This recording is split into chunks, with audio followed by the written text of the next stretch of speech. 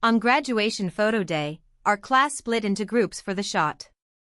I'd just stepped beside my boyfriend, Ethan Brooks, when voices piped up around us. Put the department's most popular girl next to Ethan. Yeah, Scarlett's the beauty of the department, she belongs with the guy everyone's got a crush on. They're perfect together.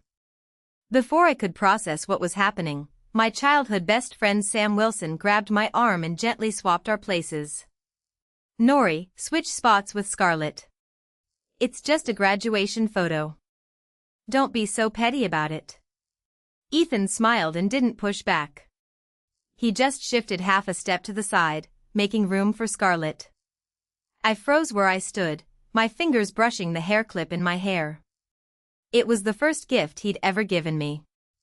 I'd stood in front of the mirror for ages fixing it, just so we'd have one perfect, official photo together. Right before the photographer counted down, Ethan suddenly called my name. Nori. My heart skipped a beat. The next second, he reached up and plucked the clip right out of my hair. Scarlett's hair's a mess. Let her borrow this. A fresh wave of teasing rippled through the crowd. Scarlett ducked her head and smiled. Ethan didn't bother explaining himself. The photographer called out. All right everyone, happy graduation. As the whole group cheered in unison, I stood off to the very edge. In that moment, it hit me fully how little I belonged there. If your graduation photo has nothing to do with me, then my future doesn't have anything to do with you either. After the group shot, everyone scattered to take their own photos. Ethan and Scarlett stood side by side, looking so well-matched they might have been born for each other. Sam held up a camera, waving me out of the frame from behind. Nori, move over a little, you're blocking the shot. I silently stepped aside. They took photos for 2 whole hours. Every pose, every angle, shots of just the two of them, shots of all three. The whole time, not a single person said, "Hey Nori, come join us." I turned and left the field, heading back to the classroom to pack up my desk. As I walked out, I overheard a group of girls from the next class talking. Ethan and Scarlett are such a campus couple. They look perfect together. Sam's so cute too, total sunshine guy, but honestly, don't you think Nora sticks out like a sore thumb when she's with them? I don't get why she forces herself into their little group. Heard they didn't even invite her to take photos today. I stood frozen in the empty hallway, my arms full of books. Staring at the falling leaves outside the window, I thought to myself, how many times has this been? How many times have they forgotten I'm there when we're all together? How many times have even strangers thought it was weird to see me standing with them? Scarlett and Sam had been my friends since we were kids. They were both good-looking, outgoing, always the center of attention in class. Growing up, they were the two everyone noticed. I was just the girl trailing behind them, carrying their bags, the what's her name. Deep down, I'd always wanted someone to actually look at me. When I met Ethan, I thought I'd finally found someone who'd see me, and only me. Turns out I was just another background character. My phone pinged. Scarlett had posted a 9-grid photo dump to her Instagram feed. In one shot, she was on Ethan's back, arms looped around his neck, grinning bright. The comments were flooded with people spamming couple goals. Sam left a comment. There we go, our school's perfect power couple finally got their photo of a lifetime. Ethan replied right under it. Happy now? Someone can stop moping about having regrets. Scarlett shot back. Please, it's not just my regret. Someone loves dumping all the blame on me. More comments flooded in after that, the three of them bantering back and forth. I thought I saw my name mentioned somewhere in the mess. I didn't reply. No one would have cared if I did. I liked Scarlett's post. Then, after a second thought, I unpinned Ethan's chat from the top of my messages. Fine then. I'll give you both the regret you wanted. When I got home, a notification popped up on my phone. It was from our 4-person group chat. Scarlett had tagged me. Nori, don't overthink the Instagram post, okay? It was just a bet Ethan lost, that's all. I didn't reply. Instead, I turned to my mom. Mom, did the test center you work at open TOEFL registration yet? My mom blinked in surprise. It's starting soon. Are you signing up? I nodded.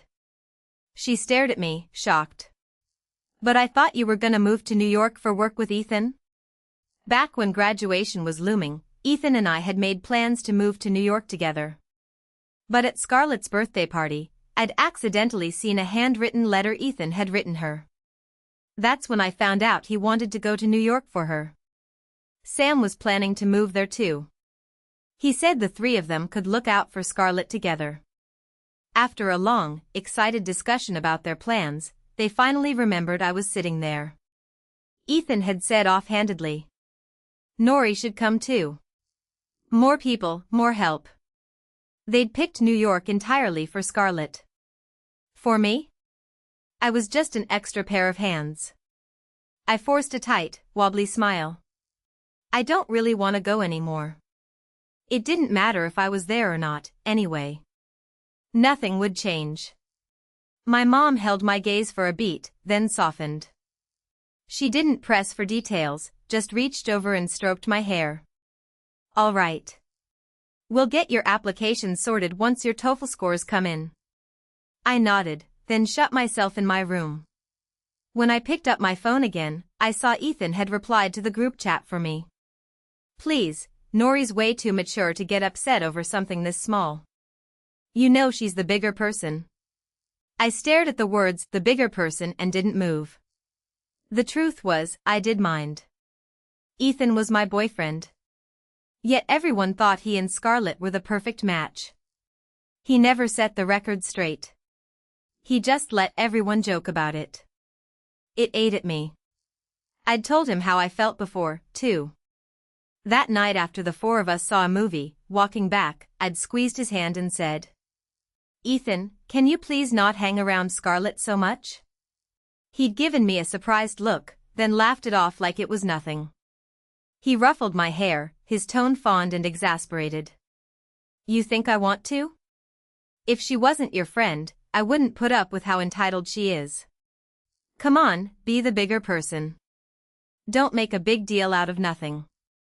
All right, they're waiting up ahead. Let's catch up. Before I could say another word, he'd strode ahead, and my hand slipped from his sleeve. Just like today.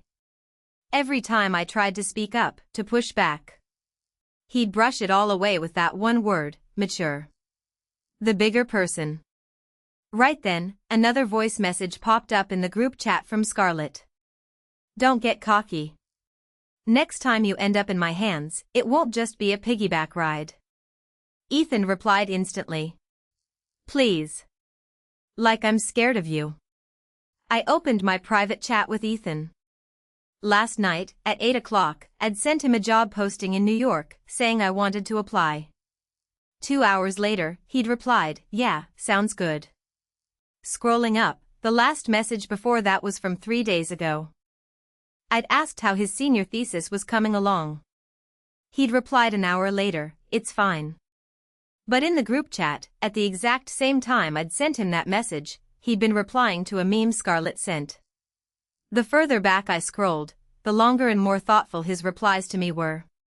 The closer we got to graduation, the shorter, the colder, the more dismissive they became. Then I got tagged in the group chat again. I tapped in, and froze when I saw the photo. Scarlett had tagged me. Oh no, Nori. I accidentally broke your hair clip. I'm so sorry. How much was it? I'll pay you back. I was just about to type a reply when Ethan sent a message. It's fine. It's just a clip, it's not worth anything. I stared at those words, my fingers hovering over the keyboard. Suddenly I remembered every other time Scarlett had broken something of mine, and every time Ethan had said it's fine for me.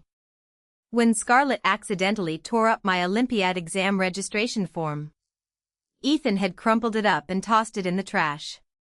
It's fine, Nori can just go get another one from the teacher. When Scarlett spilled permanent ink all over my shirt. Ethan had laughed and wiped the tears off her face. It's fine, honestly. The splatters look kinda cool. You can still wear it. When Scarlett lost the back-to-school gift my mom had given me, Ethan had stepped in front of her, frowning. Come on, that pen's 3 years old. It was time for a new one anyway. Every time I so much as looked upset, he'd ruffle my hair and say softly, "Come on, babe. You're not like her. You're the bigger person. Let it go." By now, he was so used to forgiving Scarlett on my behalf he didn't even think about it. Sure enough, when Scarlett kept apologizing, he added, "Nori's way too mature to hold a grudge over this." I stared at the message for a long time. Then I sent my first message in the chat all day. "Ethan, I'm not as mature as you think I am." The chat went quiet for 2 seconds. Sam, who'd been lurking, popped in with a question mark.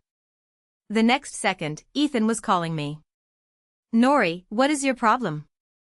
"It's just a hair clip." "Why are you being so aggressive about this?" "Ethan, I'm not being aggressive," I said. "Then what do you want?" "She's your best friend, isn't she? You've always let this stuff slide before. Why make a fuss over a stupid clip now? You're the one who said I was allowed to be upset about things." Ethan went quiet. Through the phone, I could hear Scarlett's teary voice in the background. "I'm sorry, did I mess things up between you two? I'll go apologize to Nori right now." I froze. "Are you two together right now?" Ethan cut her off. His voice came back, exasperated. "What did you expect? You said that stuff in the group chat and upset her. Of course I had to come check on her. Besides, it's not that big of a deal. Scarlett didn't do it on purpose." "So I did it on purpose?" Ethan snapped. "Did you wake up on the wrong side of the bed or something? I bought that clip, so I get to say it's fine. Scarlett doesn't owe you anything. What more do you want?" I opened my mouth, but nothing came out. There was quiet murmuring on the other end, then Scarlett took the phone. "Nori, are you on your period? Is that why you're in a mood? You know, you really have to take care of yourself when you're on your..." Ethan's voice cut in, calmer now, from beside her. "It's not her period. She's just acting out." "Acting out?" I nodded to myself. Whatever. I was leaving soon anyway. None of this had anything to do with me anymore. Right before he hung up, I heard Ethan say to Scarlett, "Just ignore her." I sat on the edge of my bed for a long time. By the time the sky went completely dark, I opened the group chat and left. The next day, I went back to campus to see my academic advisor one last time. I pushed open the office door and found Ethan and Scarlett already there. Ethan looked surprised to see me. "What are you doing here?" Scarlett explained. "I asked in the group chat who wanted to come say goodbye to the advisor. You didn't reply, so we figured you weren't coming." They still hadn't noticed I'd left the group chat. I handed the advisor a bouquet of flowers. She thanked me with a smile and asked what we all planned to do after graduation. Ethan and Scarlett both said they were moving to New York. When it was my turn, Ethan answered for me. "Nori's going with me." The advisor smiled, her tone knowing. "I noticed Nora hasn't posted anything about you two on her Instagram in ages. I half thought she'd already broken up with you." Ethan brushed it off. "No way. Nora's just quiet. She doesn't like posting about our relationship." I said nothing. Early on, I used to post little moments from our relationship all the time. The advisor would see them and like the posts. But once he got close to Scarlett, there weren't many photos of just the two of us left in my feed. Most were group shots of all four of us. Or photos I'd taken of the three of them. Scarlett was always front and center. Seeing that Ethan wasn't picking up on her hint, the advisor shook her head and told them to wait outside. She pulled me aside for a moment and said softly, "Nora, if a relationship isn't nourishing you, if it's draining you instead, then you need to ask yourself if it's worth staying in." Through the glass window, I could see Scarlett say something and burst out laughing. Ethan was watching her, a soft, warm smile in his eyes. I stared for a moment, then let out a slow, quiet breath. I gave the advisor a small smile. "I know. Thank you." When I stepped outside, they were already gone. I checked my phone. Ethan had sent a message. Scarlett wanted to go feed the stray cats, so I left with her first.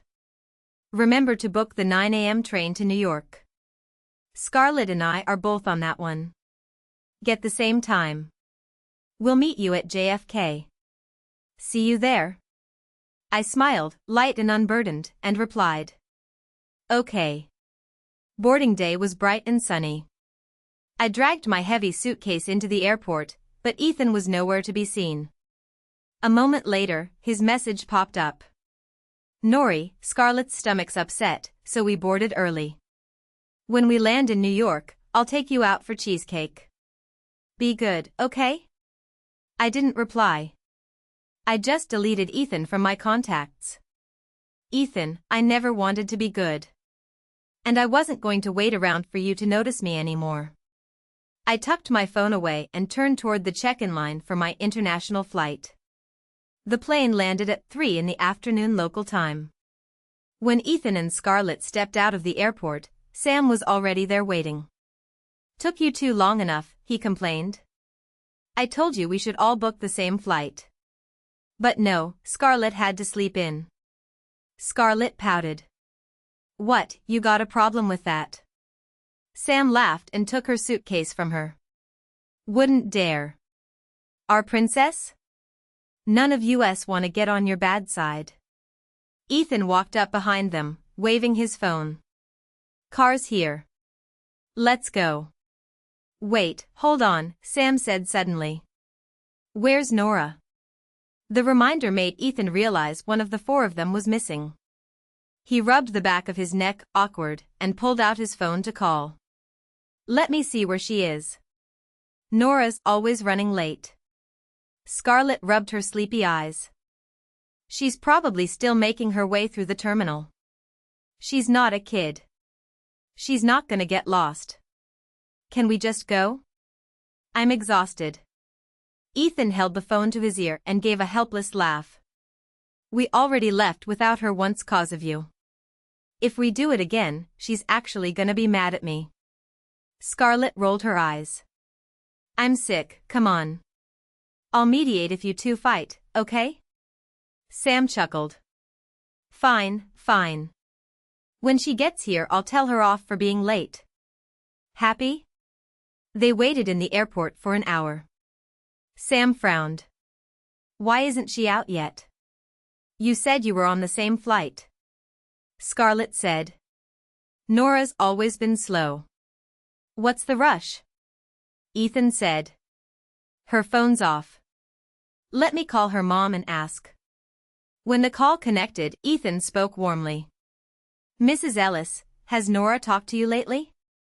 We're at JFK and we can't find her." There was a pause on the other end, then she said. "Nora didn't come to New York. She went abroad. Didn't you know?" Ethan froze, then laughed in disbelief. "Mrs. Ellis, what are you talking about? There's no way Nora would go abroad."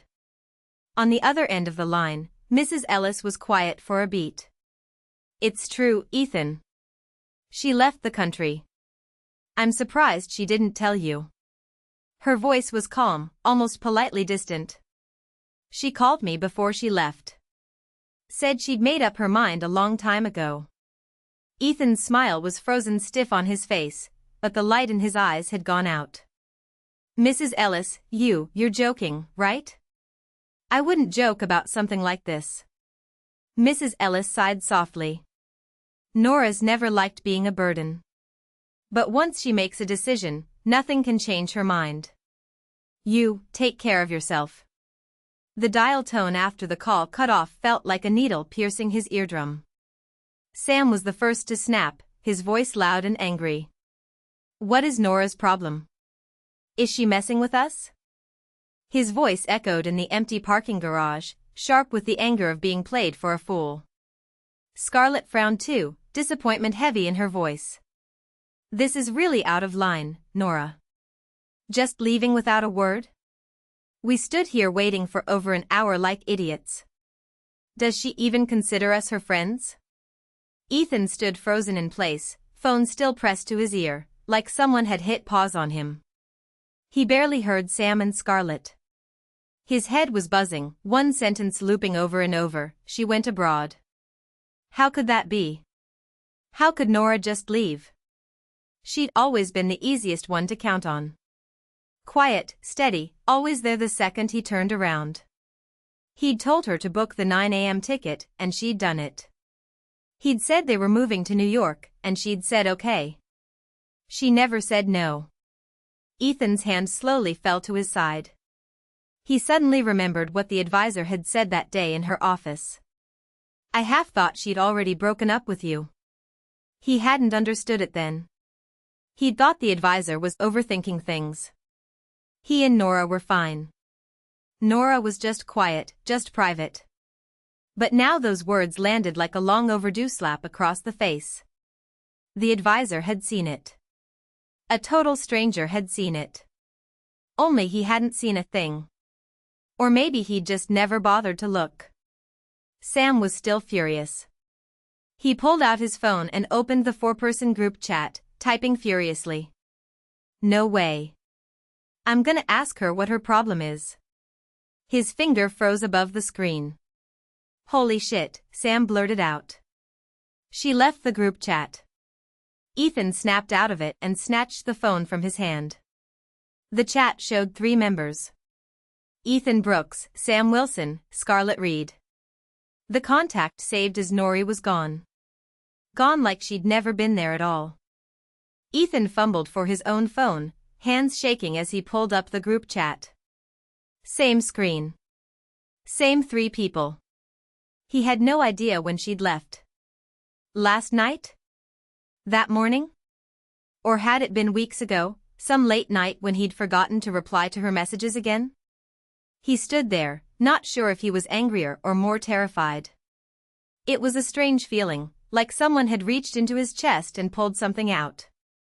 It didn't hurt, exactly. It just felt empty. On instinct, he dialed Nora's number and held it to his ear. We're sorry, the number you have dialed is currently switched off. He dialed again. Still off. Again. Sam watched him, his anger fading into concern.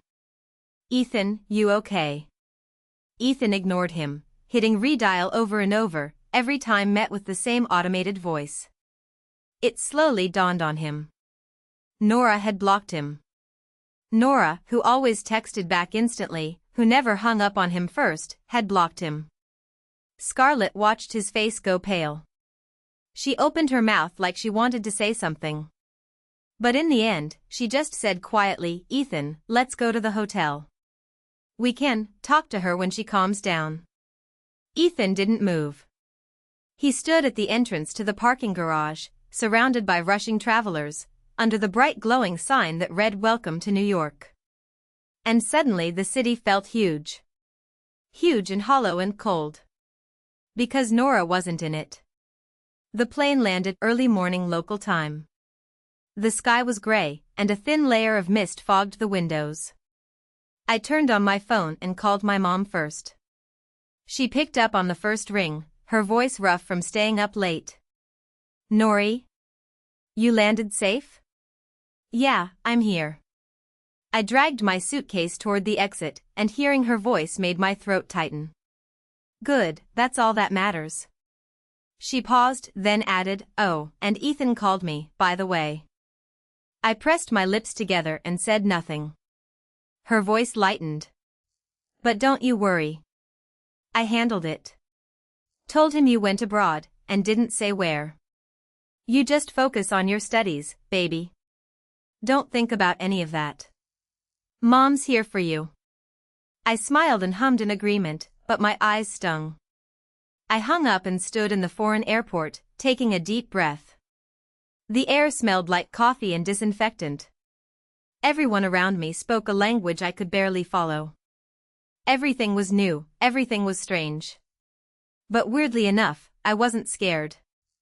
This was the path I'd chosen. Walking it alone, no one to wait for. The school had sent someone to pick me up, a blonde girl holding a sign with my name on it, grinning so wide you could see all her teeth. Her name was Mia. She chattered the whole ride about the campus and the surrounding area, and I stumbled through replies in broken English. She never rushed me, just kept telling me I was doing great.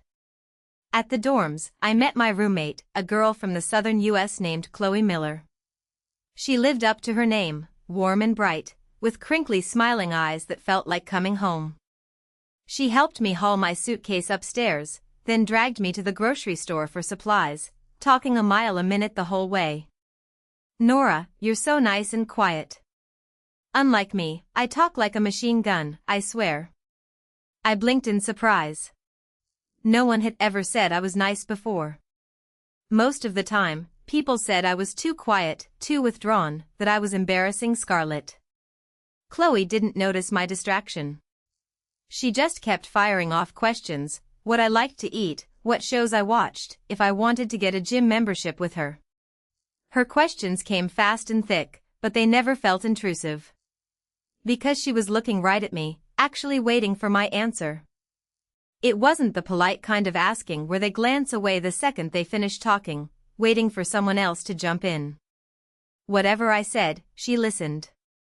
My first week of classes, Chloe dragged me to an international student mixer. I didn't want to go. I'd never been good at those kinds of things. Back home, Ethan had taken me to parties like this before. I'd always sit in the corner, watching him and Scarlett light up the room. Every now and then Sam would notice me and ask, "Nori, why so quiet?" But before I could answer, Scarlett's laugh would yank his attention away again. After a while, I got used to not speaking up. Got used to swallowing my thoughts before they left my mouth. Got used to being the disposable background character. But this time was different. At the mixer, a few students were talking about a show I happened to watch. I opened my mouth on instinct, then shut it again, old habit kicking in. A guy sitting next to me named Liam Foster noticed. He tilted his head and asked easily, "Nora, were you gonna say something?" I froze. No, it's nothing. Come on, tell us. He smiled, gentle but earnest. No one's gonna bite you around here. Chloe piped up from beside me, "Yeah, Nora. Your show theories are so good, you have to share." I looked at their waiting faces, hesitated, then finally spoke my mind.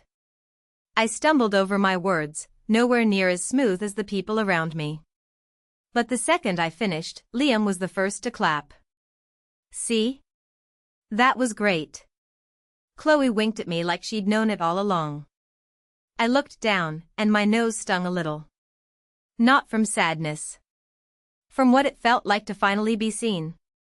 I got to know Liam better as time went on. He was just like that, thoughtful with everyone. Not the performative kind of nice, but quiet, genuine kindness, the kind you don't have to think about.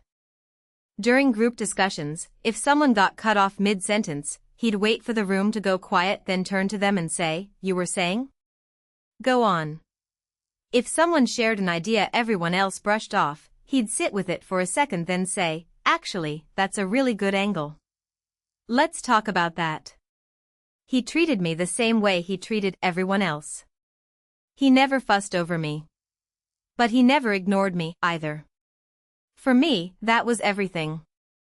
One day after class, I was sitting on the steps outside the lecture hall looking things up on my laptop when Liam walked up behind me and handed me a cup of hot cocoa. "Your lips are blue," he said, pressing the warm cup into my hands. "Grab a jacket. It's windy out here." I curled my fingers around the cup, warmth seeping into my palms. "Thanks." He sat down next to me, leaving a comfortable distance between us. "You know, you're actually really interesting," he said out of nowhere. I turned to look at him, confused. "You've got so much going on in your head, but you never say any of it out loud." He shrugged, casual as if we were talking about the weather. "I just wanted you to know, if you ever want to talk, I'm here." I stared down at my hot cocoa, sipping it slowly. The sweetness slid down my throat and settled warm in my chest. I thought of Ethan, suddenly. Not the sharp, aching kind of missing him.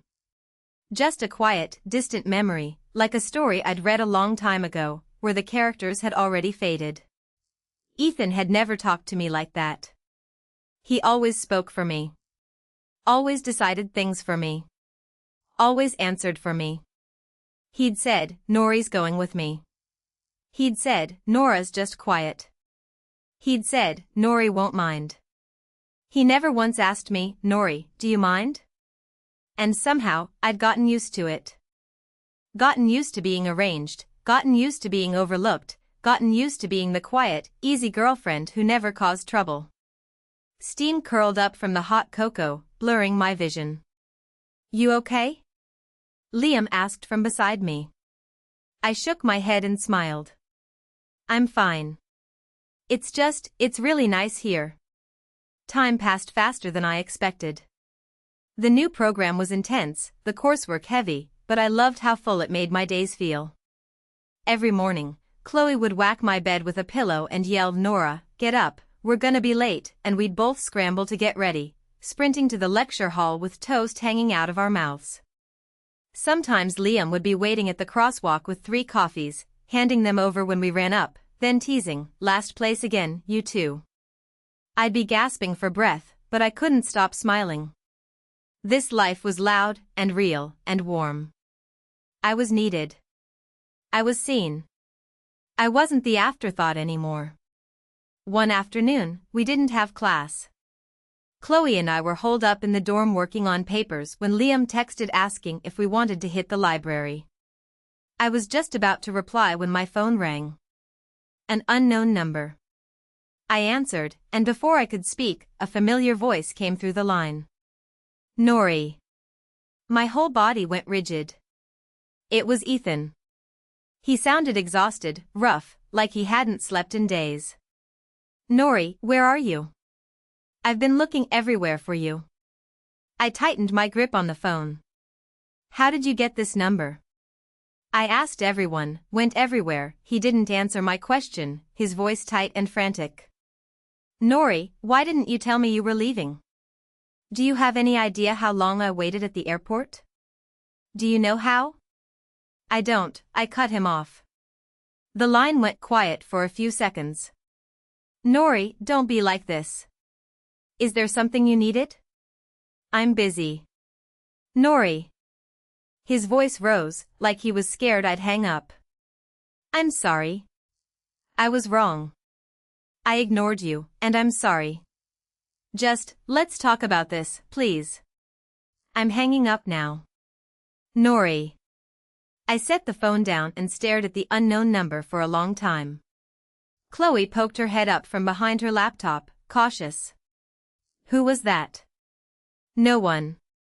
I took a deep breath and blocked the number.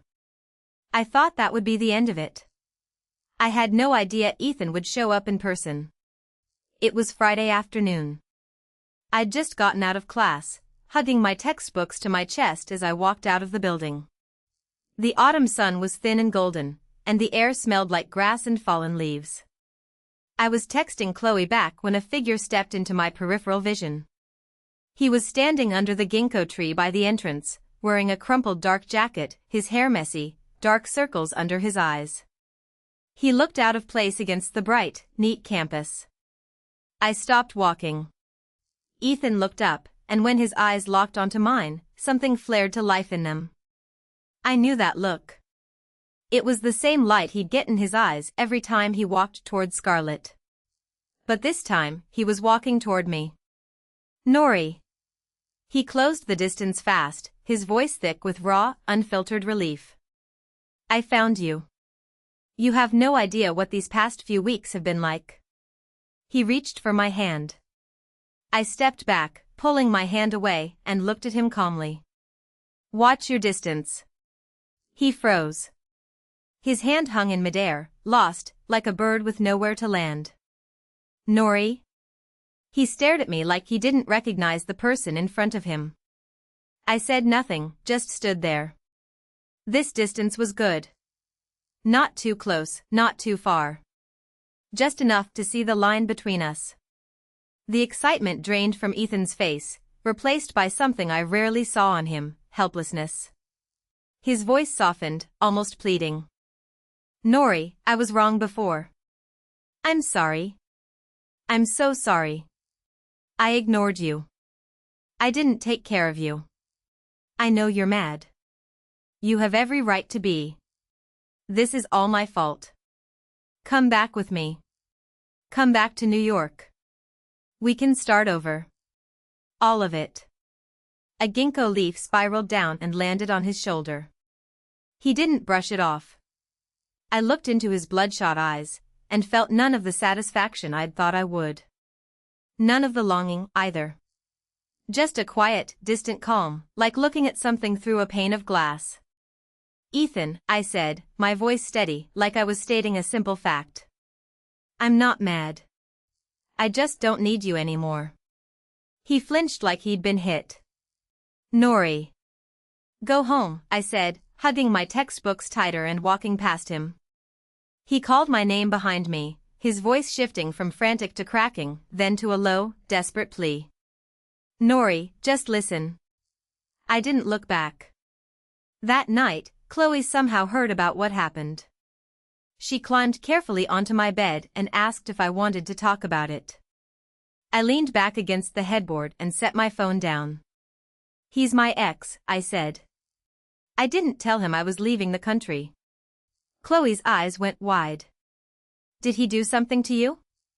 I thought about it for a second, then laughed. He didn't do anything. And it was true. He never cheated. He never yelled. He never lied to my face. He just looked at someone else when I was talking.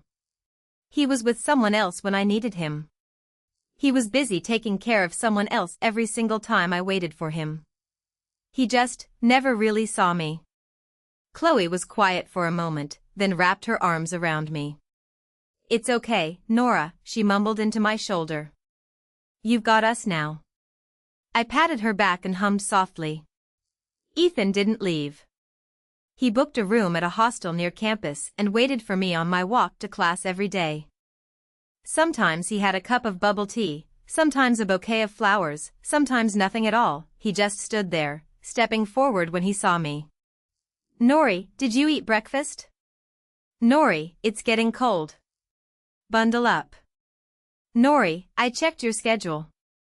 You don't have class this afternoon, right? Can we just talk? When I ignored him, he'd follow behind me, keeping a careful distance. Like a shadow I couldn't shake. Chloe was furious about it. She tried to march over and yell at him more than once, but I always stopped her. Don't bother, I said. He won't stick around long. I knew Ethan too well. His patience had always been reserved for Scarlett. Sure enough, a week later, the cracks started to show.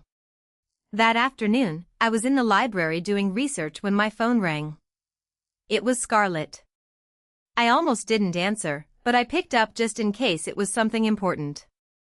Scarlett's voice was tearful. Nora, is Ethan with you? I didn't answer. Why? What's wrong? What's wrong? Her voice sharpened. Do you have any idea how much work he walked out on to come find you? Do you know how much mess Sam and I have had to clean up for him? Nora, if you're mad at him, fine. Talk it out. But torturing him like this? What's the point? I listened silently, and almost laughed. Scarlett, I said, haven't you always wanted me gone? The line went dead silent. I never said that. You know you did. My voice was calm. But it's fine now. You can have him back. Nora. You. I hung up. That night, I told Chloe about it like it was a funny story. She slammed her hand on the table, furious. She has some nerve calling you. Liam sat across from us, listening quietly, not saying a word. When Chloe was done ranting, he looked at me and asked, "Want me to run interference for you?" I shook my head. No. I can handle my own problems. Liam nodded and dropped it. That was just who he was. He never made decisions for me. He just let me know he was there if I needed him. 2 days later, when Ethan showed up again, he looked different. He kept taking phone calls, his brow furrowing deeper and deeper, his voice sharper every time. "Scarlett," I said, "I'm handling it. Will you stop calling? Tell Sam to cover the work stuff. I can't come back right now. Will you stop crying? I've got enough going on." He hung up and looked up to see me standing a few feet away. He froze, then forced a tired smile. "Nori." I looked at how frayed and scattered he was, and felt nothing. "Ethan," I said. "You need to go home. I'm not going home without you. You're not getting me back." I held his gaze. "You know deep down you didn't come here because you love me. You came here because you're used to having me around. You're used to me waiting for you. Used to me never messing up, never complaining, never leaving. But that's over now. You need to get used to it." Ethan opened his mouth, but no words came out. I turned and walked away. This time, he didn't follow. The next day, Ethan flew back home. Sam texted me to tell me. He said Ethan was a mess when he got back, like a lost puppy. He kept messing up at work, got chewed out by his boss more than once. Scarlett tried to comfort him, but he snapped at her out of nowhere, made her cry. Things were tense between them. Even Sam was stuck in the middle, not knowing what to do. I read the message and didn't reply. I set my phone down. Outside the window, the sun was shining bright. Chloe yelled up from downstairs, "Nora! Hurry up! Liam's treating us to hot pot." I called back that I was coming, grabbed my jacket, and ran down the stairs. Sunlight fell warm on my shoulders, soft and bright, like life itself. I thought of what my mom had said on the phone, "You just focus on your studies, baby." Mom, don't worry. I'm okay. I've never been better.